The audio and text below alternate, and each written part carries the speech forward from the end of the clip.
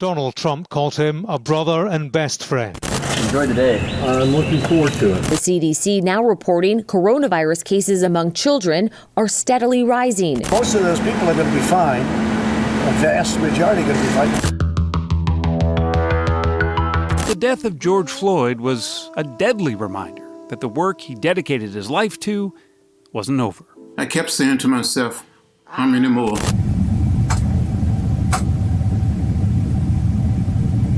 If there's one thing Donald Trump is mentally, He was saying that China has total respect for Donald Trump and for Donald Trump's very, very large brain. a likely story. More so this. He had a very limited range of human emotion.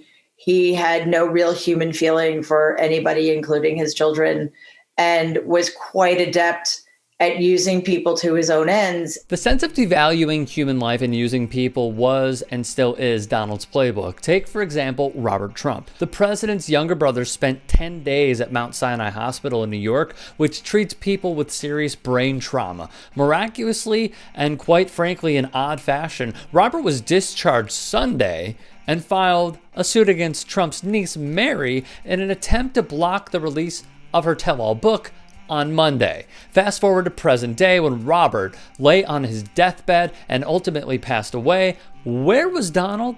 Well, he was golfing, as evidenced by CBS football analyst and man with trust issues, Jay Feely. In her book, Mary Trump wrote, "If he can in any way profit from your death, he'll facilitate it, and then he'll ignore the fact that you died." Trump has an ill temper, a keen self-interest, and an inability to show empathy for others, wrote Bill Ballas, teacher, writer, and healthcare CEO with a Master of Science in Management and Leadership. Golf is the outlet. He claims it as his exercise, though of course Trump drives a cart. Recklessly, I may add, displaying his lack of emotion for the game he loves. This is the president driving on a green. He lacks empathy. Golf is the most glaring example.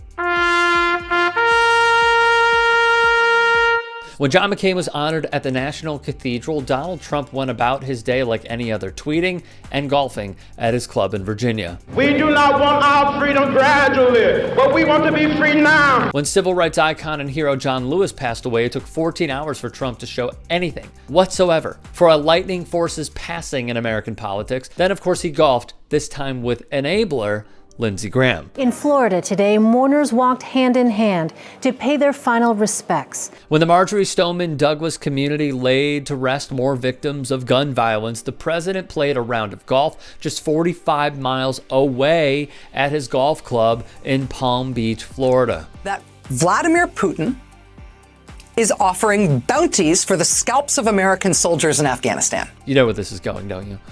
Oh, nice. Good shot. Trump played golf over and over and over again. The lack of care is sociopathic. The ignorance is astounding. He clamors to loving America, but discards soldiers because he is owned by a foreign adversary. After the shootings in El Paso, Texas and Dayton, Ohio in the span of 24 hours, Trump was at his golf course, smiling and welcoming guests to his property, even crashing a wedding for good measure. In Puerto Rico, Hurricane Maria hit landfall. It ravaged the area. American citizens struggled for food and water amid the darkness of power outages. Where was Trump?